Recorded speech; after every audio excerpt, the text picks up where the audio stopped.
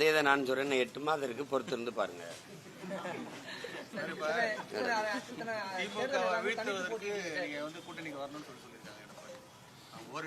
திமுக சொல்லுது பிஜேபி வரவிடாம வீழ்த்தணும்ட்டு. அது ஒரு அணி. திமுக மறுபடியும் வரவிடக்கூடாது, அதை வீழ்த்தணும்னு அது ஒரு அணி. அவங்க ஓரணிங்கிறாங்க, நாங்கள் மட்டும்தான் ஒரே அணியில் இருக்கிறோம். இது எல்லாத்தையும் வீழ்த்தணும்ட்டு எங்களுக்கு ஒரு கோட்பாடு இருக்கு. ஒரு தீமைக்கு மாற்று தீமை இல்லை. நெருப்பை வச்சு அணைப்பது கடினம். நெருப்பை அணைக்கிற நீர் யாருன்றதுல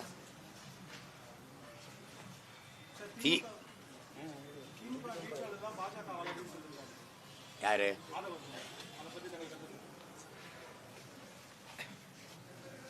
அப்படிலாம் ஒண்ணும் கிடையாது. இங்க மாறி மாறி ஆண்ட இந்த ஆட்சியாளர்கள் இந்திய கட்சிகளின் தேவையை ஏன் ஏற்படுத்துறாங்க? இந்த மண்ணுக்கு மக்களுக்குமான தேவைகளை அதிகாரத்தில் இருப்பவர்கள் நிறைவேற்றி இருந்தா அந்த கட்சிகள் இந்த நிலத்துக்கு வர வேண்டிய வளர வேண்டிய அவசியம் ஏன் உருவாகுது? வலிமைமிக்க காவல் படையை வைத்திருக்கிற நாம சிபிஐ விசாரணை கேட்கும் போது அப்ப நம்மகிட்ட இருக்கிற காவல்துறையை விட மத்தியில் ஆட்சியாளர்கள்ட்ட இருக்கிற அந்த சிபிஐ சிறப்பா விசாரிக்கும், நீதியை நிலைநாட்டும், உண்மையை வெளிக்கொண்டு வரும்னா அது அரசே கேட்கறது, ஆட்சியாளர்களே கேட்கறது எப்படி? அதனால ஒண்ணும் இல்லை. அவங்க இந்திய கட்சிகள் தமிழ்நாட்டுக்கு ஏன் தேவை ஏன்னு சொல்லுங்க. எனக்கு அதுக்காக நிப்பாங்க காங்கிரஸோ அல்லது பாரதிய ஜனதாவோ. தமிழ்நாட்டுக்கு தேவை ஏன் யாராவது சொல்லுங்க. காவிரி நதி நீர்ல எனக்காக நிக்குமா? ஒரு சொட்டு தண்ணி கூட கொடுக்க முடியாதுன்னு சொல்றது காங்கிரசும் பாரதிய ஜனதாவும் தான். கர்நாடகால முல்லை பெரியாற்று நதிநீர் உரிமைக்கு காங்கிரஸ் எனக்காக நிக்குமா? தமிழ் மொழி மீட்சி, தமிழ் மொழி வளர்ச்சி அதுக்காக நிக்குமா? என் நிலத்தின் வளத்தை காக்க நிக்குமா? என் மலை, என் மணல், என் காடு, என் கடல் எதுக்காக நிக்குமா? ஏதாவது கட்சி நிக்குமா? இல்ல திராவிட கட்சிகள் தான் நிக்குமா? இந்த கட்சிகள் தான் நிக்குமா? இப்ப நெய்வேலி பழுப்பு நிலக்கரை 66 ஏக்கர் எடுத்தாச்சு, மறுபடியும் 26 ஏக்கர் எடுக்க போகுது. ஒரு நல்வாய்ப்போ கெடுவாய்ப்போ இந்திய நிலப்பரப்புல 81 விழுக்காடு நிலக்கரி என் தாய் நிலத்துல தான் இருக்கு. அவன் என்னை குறி வச்சு இங்க இருந்து போய் மன்னார்குடி வரை தோண்டி போவான். உங்களுக்கு புரியுதுன்னு நினைக்கிறேன். போரின் பேரழிவுக்கு பிறகு கூட மக்களை அந்த இடத்துல மறுகுடியேற்றம் செஞ்சிட முடியும். ஆனா நிலக்கரி எடுத்த இடத்துல, அணு உலை வெடிச்ச இடத்துல, ஈத்தேன் எடுத்த இடத்துல மறுபடியும் என் மக்களை குடியேற்ற முடியாது. அப்ப இருக்கிற கொஞ்சோண்டி நிலப்பரப்பு வாழ்விடத்தை இழந்து சொந்த நாட்டிலே நாங்க அகதிகளாக்கப்படுவோம், நிலமற்ற அடிமைகளாக ஆக்கப்படுவோம். அதை பற்றி இந்திய கட்சிகளுக்கு கவலை இருக்கா? இல்ல திராவிட கட்சிகள் தான் போராடுமா? அப்ப இது மொத்தமாவே வீண். இதுல இவர்களுக்கு நான் கேட்கறது சொல்லுங்க, இந்திய திணிச்சது யாரு? முதல்ல கல்வி மாநில உரிமை, அதை எடுத்துக்கிட்டு போனது யாரு? எடுத்துக்கிட்டு போகும்போது இங்க அதிகாரத்தில் இருந்தது யாரு? மருத்துவத்தை பொதுப்பட்டியல் கொண்டு போனது யாரு? மொத்த வரியும் சரக்கு மற்றும் சேவை வரின்னு சுருட்டி கொண்டு போன பெருமக்கள் யாரு? நீட்டுங்கிற தேர்வை திணிச்சது யாரு? அது எதிர்க்காம இங்க கையெழுத்து போட்டு வரவேற்றது யாரு? தமிழ்நாடு தேர்வாணையத்தில் டிஎன்பிசியில யார் வேணாலும் எழுதிக்கலாம்னு கையெழுத்து போட்டு கொடுத்த கட்சிகள், ஆட்சிகள் இது. நீங்க எல்லாம் சொல்லுங்க யாரு? நீத்தேன் என் நிலத்தை சுரண்டி என் பூமி தாயின் ஈரக்குலை இதய தருத்து வளத்தை சுரண்டிட்டு போலாம்னு கையெழுத்து போட்டு கொடுத்தவனே. கேரளாவுக்கு வரும்போது அணு உலையை மறுத்து திருப்பி அனுப்பும் போது என் நிலத்துல வைக்க அனுமதி கொடுத்தது யாரு? அந்த அணு உலையை திணிச்சது யாரு? இங்க ஏற்றது யாரு? 10,000 ஏக்கர் டால்மியாவுக்கு சேலத்துல எடுத்து கொடுத்தது யாரு? பரந்தூர் விண்ணூர்தி நிலையத்துக்கு முதலா இடத்தை கொடுத்தது யாரு? ஏடிஎம்கே. அதுல கட்டியே தீரணும் வானூர்தின்னு துடிக்கிறது யாரு? டிஎம்கே. கட்டியே தீரணும் துடிக்கிறது பிஜேபி. இந்த கட்சிகள் கொள்கையில எதுல மாற்றம் கண்டுபிடிச்சீங்க? அப்புறம் சும்மா ஒரு நாடகம் தான். பிஜேபி எதிர்க்கணும். எதுல எதிர்க்கிறீங்க? புதிய கல்விக் கொள்கை இல்லையா? இல்ல இந்தி எதிர்ப்புலையா? இல்ல மதவாதத்திலையா? எதுல எதிர்க்கிறீங்க? அம்மையார் ஜெயலலிதா இருக்கும் போது நடக்காத RSS பேரணி திமுக ஆட்சியில தடையின்றி நடக்குது. ஒரு ஆர்ப்பாட்டம் போராட்டங்கள் மக்களினுடைய நியாயமான கோரிக்கை கூட போராட அனுமதி மறுக்கிற இதே திராவிட முன்னேற்ற கழக அரசு, திராவிட மாடல் அரசு, ஆசிரியர் பெருமக்கள், பகுதி நேர ஆசிரியர்கள் நிரந்தர பணிக்காக போராட வரும்போது கூட அனுமதி தராம தூக்கி அரங்கத்துக்குள்ள அடைச்சு வைக்கிற இந்த அரசு, RSS பேரணிக்கு தடையின்றி பேரணி நடத்த, பொதுக்கூட்டம் நடத்த, திருப்பரங்குன்ற மலையை காக்க போராடுகிற இந்த கட்சிகள், ஆட்சியாளர்கள், குறிப்பாக பாரதிய ஜனதா, மேற்கு தொடர்ச்சி மலையை வெட்டி எடுத்துட்டு போத கேரளா, அதுக்கு ஏன் எதிராக போராட வரல? அந்த மலையோட இந்த மலைக்கு இருக்கிற புனிதம் என்ன? அப்படி சொல்லுங்க, நீங்க சொல்லுங்க. சும்மா பேசுவாங்க. பாரதிய ஜனதா கட்சி, காங்கிரஸ் எனக்கு எதுக்குன்னு சொல்லுங்க. இதுக்காக காங்கிரஸ் இருக்கணுங்க, இதுக்காக பிஜேபி இருக்கணும்னு. இந்திய ஒற்றுமை, அதுக்கா இந்திய ஒற்றுமை, தேசிய ஒருமைப்பாடு, இறையாண்மை பேசுற காங்கிரசும் பாரதிய ஜனதாவும் இந்திய கட்சிகள். கர்நாடகா என்று வரும்போது கர்நாடக மாநில கட்சியா, இந்திய கட்சியா? யாராவது சொல்லுங்க. என்னுடைய பேட்டியை கேட்டுக்கிட்டு இருக்க பொதுமக்கள் சொல்லுங்க, அறிவார்ந்த மக்கள் சொல்லுங்க. சொல்லுங்க. தண்ணீர்னு கேட்டா அடிச்சு விரட்டுற அதிகாரம், ஒரு சொட்டு தண்ணீர் தமிழனுக்கு கொடுக்க முடியாதுன்னு சொல்ற அதிகாரம் இந்திய இறையாண்மை ஒருமைப்பாடை காப்பாற்றுதா? என்னோட பழுப்பு நிலக்கரி, என் நிலத்தின் வளம் எல்லாருக்கும் போது, என் நிலத்தில் இருக்கிற அணு உலையில் இருந்து மின்சாரம் எல்லாருக்கும் போது, அணுவுல வெடிச்சா சாவு எனக்கு, பயன் எல்லாருக்கும். என் நிலத்தில் தோண்டி எடுக்கப்படுற எரிகாற்று, பயோகேஸ், மீத்தேன், ஈத்தேன் எல்லாருக்கும். என் நிலத்தின் வளம் எல்லாருக்கும் பொதுவா இருக்கு, நரிமணம், பெட்ரோல் எல்லாருக்கும். ஆனா அவனவன் வளம் அவனவனுக்கு. என் நிலத்தின் வளம் எல்லோருக்கான நான் இறையாண்மை ஒருமைப்பாட்டுக்கு நிக்கிறானா? இந்த கட்சிகள், ஆட்சிகள், இந்த மாநிலம் நிக்குதா? யார்கிட்ட பதில் இருக்குதுக்கு? யார்கிட்ட பதில்? என் மொழி சிதைஞ்சு அழிஞ்சு போச்சு. எங்களுடைய இறைவன், எங்களுடைய கோயில், எங்களுடைய இறைவன் முருகன், சிவன், மாயூன், அதாவது பெருமாள். இந்த கோயில்களிலே தமிழ்ல வழிபாடு இல்லையே. திருமாலை பாடிய ஆண்டாள் கோயிலேயே, ஸ்ரீவில்லிபுத்தூர்ல, திருவில்லிபுத்தூர்லயே ஆண்டாள் கோயிலேயே தமிழ்ல அவ பாசுரத்தே பாடுறது இல்லையே. தமிழில் பெருமாளை பாடிய ஆண்டாள் கோயிலேயே ஆண்டாளுடைய பாசுரங்களை பாடுவதில்லை. இதுக்கு பிஜேபி பேசுமா? திருச்செந்தூர் முருகன் கோயில்ல தமிழ்ல குடமுழுக்கு கேட்டு முருகன் பேரன் சீமான் பிரபாகரன் மகன் போறான்னா, இல்ல இந்திய ஒருமைப்பாடு, தமிழ் வளர்ச்சி இதெல்லாம் பேசுற திராவிடம் பேசுதா? இல்ல இந்த கட்சிகள் பேச்சாராது? பேசுமா? பேசுமா? 13 லட்சம் பேர் தேர்வு தமிழ்நாடு தேர்வாணையத்தில் எழுதிட்டு வெளியில் நிக்கிறான்.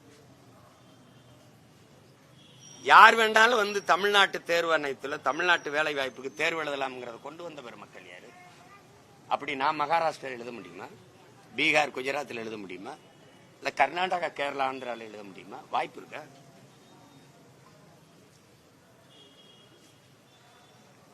இது வந்துடக்கூடாது, அது இது வந்துடக்கூடாதுன்னு ஆட்சியாளர்கள் ஆட்சியின் சாதனை இவ்வளவு நலத்திட்டங்களை கொண்டு வந்திருக்கோம், இவ்வளவு நற்திட்டங்களை மக்களுக்கு நிறைவேற்றிருக்கோம். மீண்டும் இந்த ஆட்சி, இந்த நல்லாட்சி முறை தொடர எங்களுக்கு வாய்ப்பு கொடுங்கன்னு சொல்லி கேட்கறதுக்கு யார்ட்டாவது இருக்க? இந்த கட்சி ஆட்சிகள் ஏதாவது ஒன்று சொல்ல முடியுமா? குடும்ப தலைவிக்கு 1000 கொடுத்தோம், இப்ப 1500 கொடுக்க இருக்கிறோம்.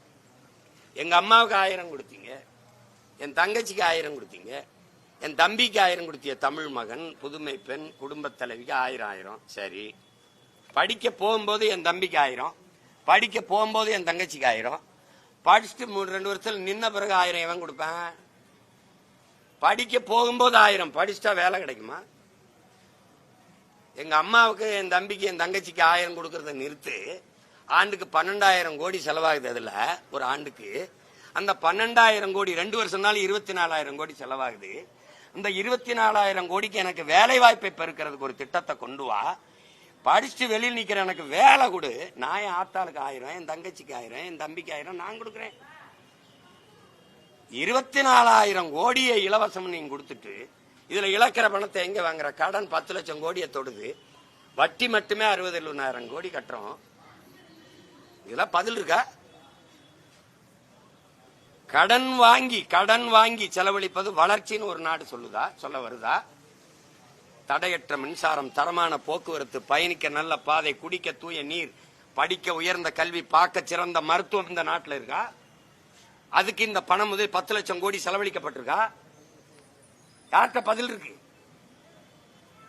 யார்கிட்ட பதில் இருக்கு? தனியார் போக்குவரத்து சிறப்பா இருக்கா, அரசு போக்குவரத்து சிறப்பா இருக்கா? தவிச்ச வாய்க்கு தண்ணியை கூட தரமா தன் நாட்டு குடிகளுக்கு கொடுக்க முடியாத அரசு அரசா தரிசா? அதையும் அப்போலோ, கிண்லே, மினரல் அவையான் கொடுக்குற அக்குவெல்லாம் யார் அவன்? போக்குவரத்து ஒழுங்கா இருந்தா ஊபர், ஓலம் அந்த முதலாளி எந்த நாட்டுக்காரன்? எந்த ஊருக்காரன்? ஆன்லைன் வர்த்தகம் பண்ணி பல கோடி குடும்பம், 2 கோடி குடும்பம் பிழைச்சுக்கிட்டு இருந்துச்சு. இந்த ஆன்லைன் வர்த்தகம் அவன் யார்? அந்த முதலாளி எங்க இருக்கான்? கண்ணுக்கு தெரியாத ஒரு இடத்துல இருந்து காற்றை வியாபாரம் பண்ணிக்கிட்டு இருக்கான். அந்த முதலாளி யார்? யார் அவன்? 24 மணி நேரத்துல 18 மணி நேரம் நம்முடைய பிள்ளைகள் ஊபர், ஓலோல ஓட்டி உறக்கம் இல்லாம போய் விபத்தாகுது, மனநோயாளி ஆகுறாங்க, நோயாளி ஆகுறாங்களே. இதை பற்றி அரசு கவலைப்படுமா? எதுக்கு வந்து நிப்பான்? என் வீட்டு இளவு காலாதவன் ஓட்டுக்கு மட்டும் என் வீட்டுல வந்து நின்றுவான்.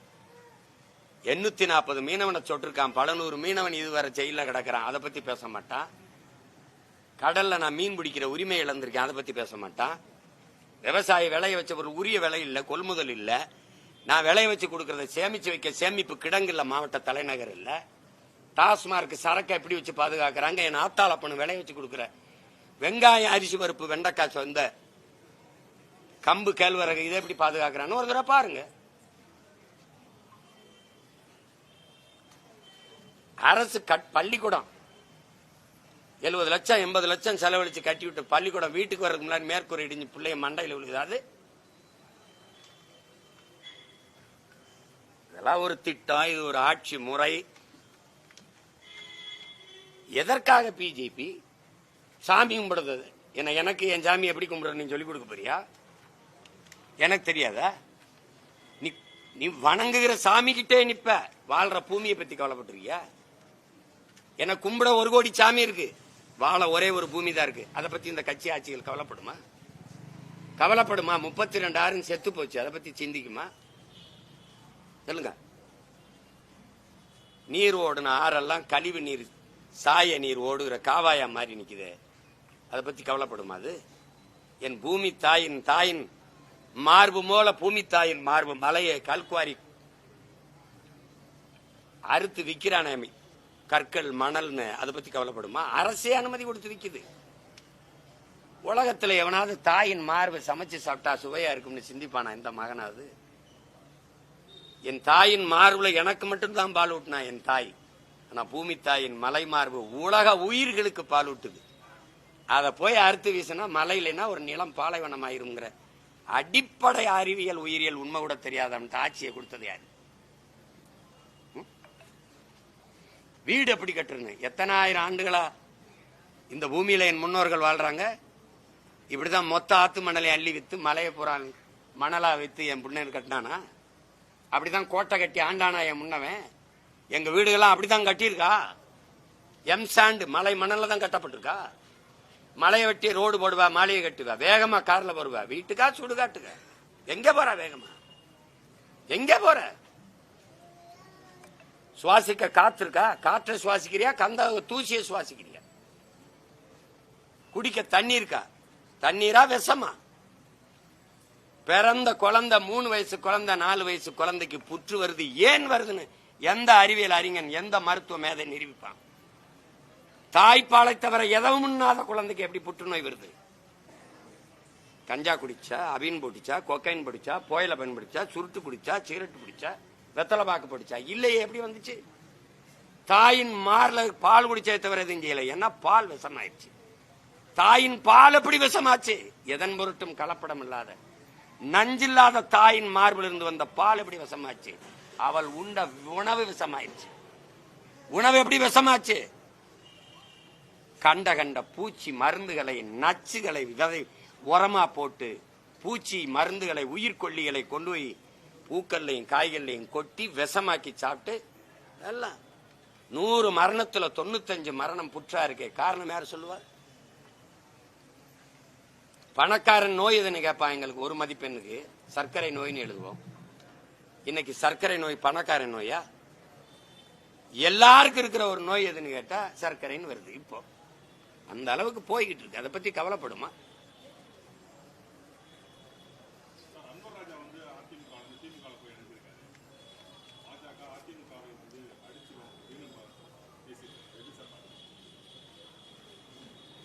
இப்போதைக்கு அதிமுக நேரடியா பாரதிய ஜனதாவோட கூட்டணி வச்சிருக்கு. எப்போதைக்கு மறைமுகமாவோ மறைமுகம்னு சொல்லிட்டு திமுக பாரதிய ஜனதாவோட கூட்டணி வச்சிருக்கு.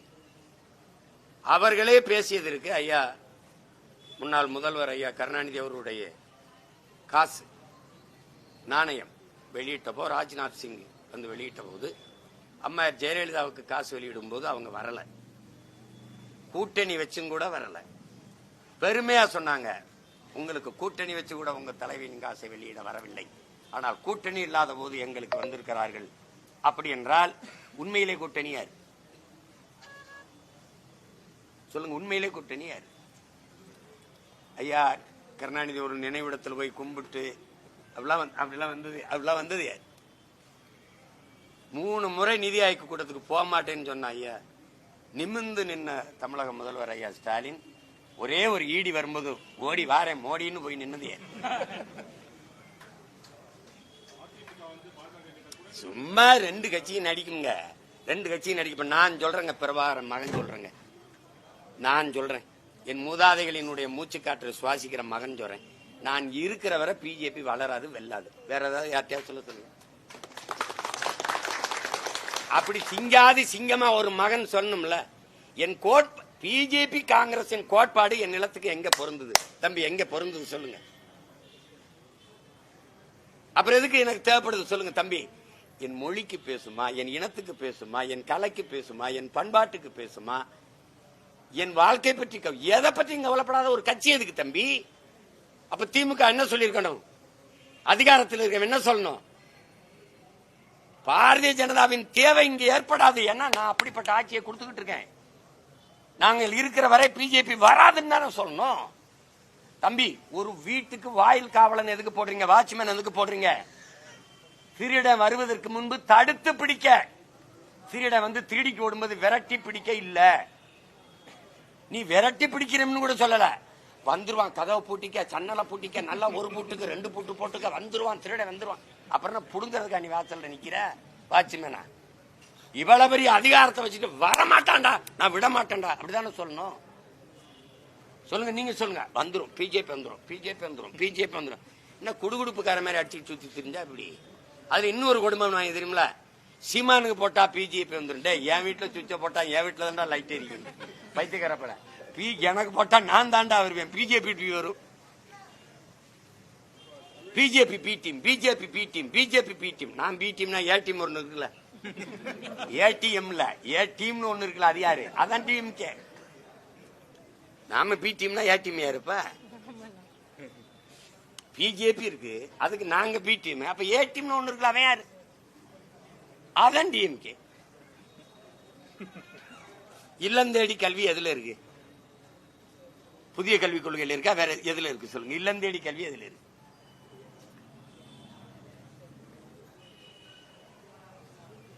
வீடு தேடி அரசு, ரோடு தேடி மக்கள். எதுக்கு போராட? வீடு தேடி அரசு போய் தட்டும். உலகத்தில் இப்படி ஒரு அதிகாரத்தை பார்த்திருக்கீங்களா? 3 ஆட்சி பணி, 3 கலெக்டர், 5 கலெக்டர்ஸ் வேலை செய்யறான் கட்சிக்கு உறுப்பினர் சேர்க்கை நடத்த. உங்க ஓடிபியை கொடுங்க, 1000 ரூபாய் போட்டு விடுறோம். 4.5 வருஷம் கழிச்சு 1000 ரூபாய் உங்களுக்கு வந்து முறையா சேருதானுங்க. இவனால என்ன பண்ணிட்டு இருந்தாங்க? வந்து மக்கள்கிட்ட வந்து உங்களுக்கு என்ன பிரச்சனை? ஒரே பிரச்சனை நீங்க தாங்க, நீங்க போயிருங்க, ஒரு பிரச்சனையும் இல்ல நாட்டு. கொடுமை. அப்ப முதல்ல இருந்திருக்குல்ல, அதுக்கு வழக்க போட்டு நிறுத்துறது யாரு? நாங்க தான் போய் போராடி நிறுத்த வேண்டியது. இதை மற்ற கட்சிகள் கேட்கணும்ல. உங்களை போல ஊடகவியலாளர்கள் வந்து யோ என்னையா வேலை பண்ணிட்டு இருக்காங்க கேட்கணும்ல. ஒரு அரசு தன் அதிகாரத்தை, அரசின் பணத்தை செலவழிக்குது. அவங்க தலைவர்களுக்கெல்லாம் அரசு செலவுல செல, எங்க முன்னோர்களுக்கு நாங்க சொந்த காசுல செலவச்சுக்கணும்.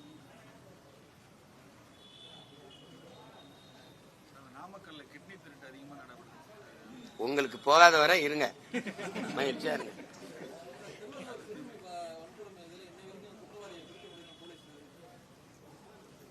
நான் என்ன சொல்லி அல்ல, நீங்க வந்து சிக்கனா சீமான்னு மொத்த கேள்வி என்கிட்ட கேட்க கூடாது. நீங்க யாருக்கு ஓட்டு போட்டீங்க, யார்கிட்ட காவல்துறை இருக்கு, யார்கிட்ட அதிகாரம் கேட்கணும். ஒரு நாடு வந்து இந்த மாதிரி செயல்கள் இப்ப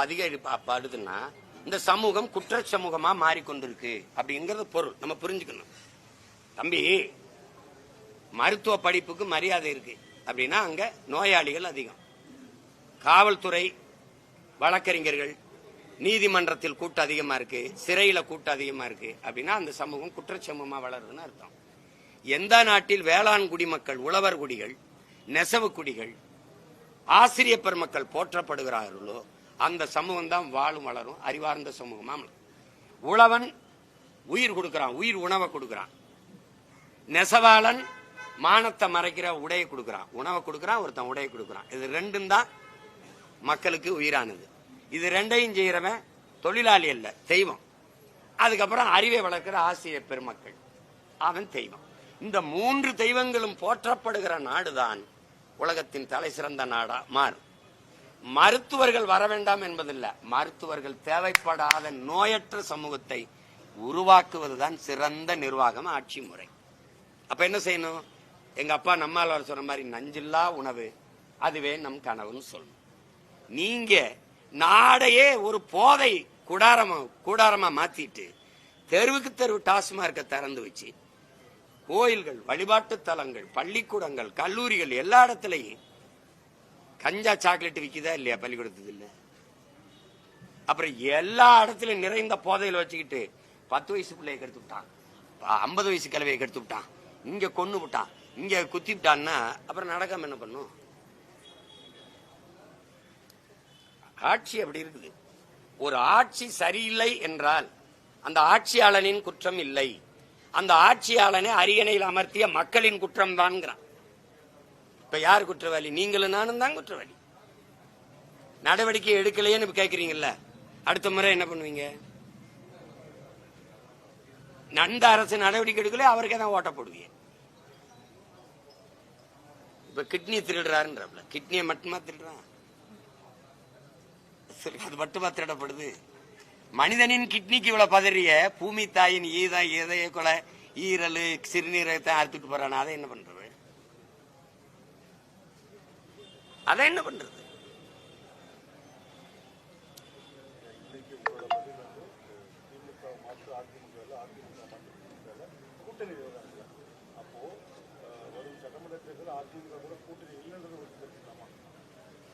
அது ஏன் அவ்வளவு அவசரப்பட்டு உறுதிப்படுத்துறீங்க?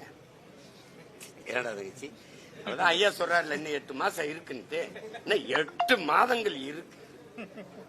தாவேக வந்து இப்ப நாங்க கூட்டணிக்கு போல, அவங்களுக்கும் அழைப்பு விட்டாங்க சார். அவர் நாங்க போல, நாங்க தனித்து வெற்றி பெறுவோம்னு சொல்லிருக்காங்க. அடுத்த கட்சியின் நிலைப்பாட்டை நான் பேச முடியாது. எங்க நிலைப்பாட்டை வந்து என்னமோ இன்னைக்கு தான் நான் கட்சி ஆரம்பிச்சு பேசுற மாதிரி சொல்லுங்க. 14 ஆண்டுகளா சொல்லிக்கிட்டே வரேன், 15 ஆண்டுகளா ஏற்கனவே சொல்லிட்டேன். கொஞ்சம் பொறுங்க. நீங்க சொல்றத பார்த்தா பொறுங்கன்னா நிலைப்பாடு மாறுமா சார்? 8 மாதம் நிலைப்பாடு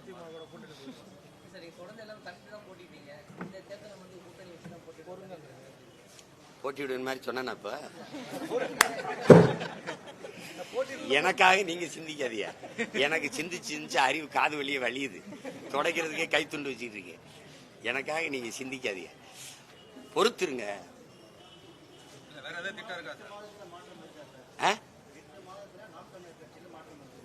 நான் தமிழர் கட்சியில மாற்றம் இல்ல.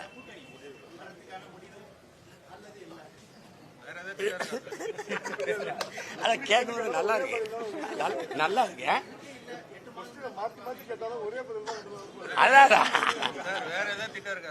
தமிழ்நாட்டுல பெரிய கூட்டணி என் கூட்டணி தான். 8 மாசம் பொறுத்துருங்க, மாநாட்டில் அறிவிக்கிறேன். இப்ப அவசரப்பட ஆட்சியில சரி, ஆமா கூட்டணி குறித்தான். எப்படியாவது முதல்ல நானும் தம்பி விஜயும் சேர்ந்து போட்டிடுற மாதிரி இருந்தவொடனே ஊடகவியலாளர்கள்லாம் முதல்ல கேட்பாங்க, தனிச்சு எத்தனை நாளைக்கு நீங்க போட்டிடுவீங்க? ஒரு கூட்டணி இல்லாம உங்கள ஒரு 10 எம்எல்ஏ MP எல்லாம் வர வேணாமா? நீங்க அப்படியே உங்க தொண்டர்கள்லாம் சோர்ந்தடைஞ்சிட மாட்டார்களா அப்படின்னு. சேர்ந்து போட்டிடுவாங்களோன்னு வரும்போது தனிச்சு நிக்கிறதானே உங்க பலம், நீங்க கூட்டணி வரீங்க அப்படிங்கிறது. என்ன இந்த கழுதைய சொல்லுவான், முன்னாடி வந்தா கடிக்குது, பின்னாடி போனா உதையுது, இப்ப என்னதான் பண்றது அப்படின்னு. கொஞ்சம் பொறுமை. இவ்வளவு நேரம் பேசினேன், அதை பத்தி கேட்காம இவ்வளவு கருத்துக்களை சொன்னேன், அதெல்லாம் சொல்லாம கூட்டணி கூட்டணி கூட்டணி. உங்களுக்கு என்னை ஒருத்தனையாவது விட்டுருங்க, என்னை ஒருத்தனையாவது விட்டுருங்க நாட்டுக்கு மக்களுக்கு. கட்சிகள்லாம் பாத்தீங்கன்னா கூட்டணி அறிவிச்சு தேர்தல் வெளியே தொடங்கிட்டாங்க சார். நான் தான் வேட்பாளர் எந்த கட்சியாவது போட்டிருக்கா? எந்த கட்சியாவது போட்டிருக்கா? 150 வேட்பாளர் களத்தில் நின்று வேலை செய்யறான். இந்த என் தங்கச்சி இந்த விழுப்புரத்துல போட்டிடுறா. என் தங்கச்சி வேலை செய்யறா. புதுச்சேரியில அவளுக்கு வேலை. அந்த வேலையை விட்டுட்டு இங்க வந்து சொந்தமா ஒரு தனி மருத்துவமனை வச்சு இங்க வேலைக்கு வந்திருக்கிறத போட்டியிடத்தான். அவ இப்ப கர்ப்பமா இருக்கா, கை குழந்தையோட தூக்கிட்டு வேலை செய்வா பாருங்க. ஏன்னா நாங்க இங்க பாருங்க, சாதாரண ஆத்தாளப்பனுக்கு பிறந்தவன்ல, பிரபாகரன்ற பெரும் மரவனுக்கு பிறந்த பிள்ளைகள். அதனால எங்களுக்கு தனிச்சுனா நான் அடர்ந்த காட்டுக்குள்ள போய் போராட போறேன். 8 கோடி மக்களுக்கிடையே 8 கோடி மக்களுக்காக போட்டிடுறேன். நீங்க என்னை தனிச்சுனா அனாதை பைய மாதிரியே போயிட்டு இருக்கீங்க. யாரும் இல்லாத அனாதை மாதிரியே என்ன சொல்லுவான்? உங்களுக்காக தான் நான் போட்டியிடுறேன். அதை விட்டு நீங்க தனிச்சு போட்டீங்க. மரங்களுக்கு மாநாடு, மலைகளின் மாநாடு, தண்ணீரின் கண்ணீர்னு தண்ணீருக்கு மாநாடு. தண்ணீர் பேசும் பாருங்க, உங்ககிட்ட தண்ணீர் பேசும் பாருங்க. நான் டேய் என்னை என்னதாண்டா நினைக்கிறீங்க அப்படின்னு. கவிப்பேரரசு ஐயா வைரமுத்து சொல்ற மாதிரி இந்த தாய்ப்பாலும் தண்ணீரும் மலிவா கிடைக்கிறதுனால உங்களுக்கு மதிப்பு தெரியல இல்லையா? காலுக்கு கீழே மிதிப்படுறதுனால பூமியின் மதிப்பு உங்களுக்கு தெரியல. இருங்க ஒரு நாள் அவன் சொல்றாருல ஐயா கவிக்கு அப்துல் ரஹ்மான், சுமந்த தாய் 10 மாசம் தான் வயிற்றுல சுமந்தா நம்மள, ஆனா இறந்த பிறகு பெற்ற தாய்க்கே நான் பிணந்தான். ஆனால் எல்லாரும் நிராகரிக்கப்பட்ட பிறகு இவன் என் பிள்ளைன்னு மறுபடி வயிற்றுல இந்த பூமி தாய் தான் தாங்கிக்கிறான். பெற்ற தாயை விட மேலானவள் பூமி தாய் தான். அதை புரிஞ்சுக்கிட்டு இந்த தேர்தலில் விவசாய சின்னத்துக்கு ஓட்ட போட்டு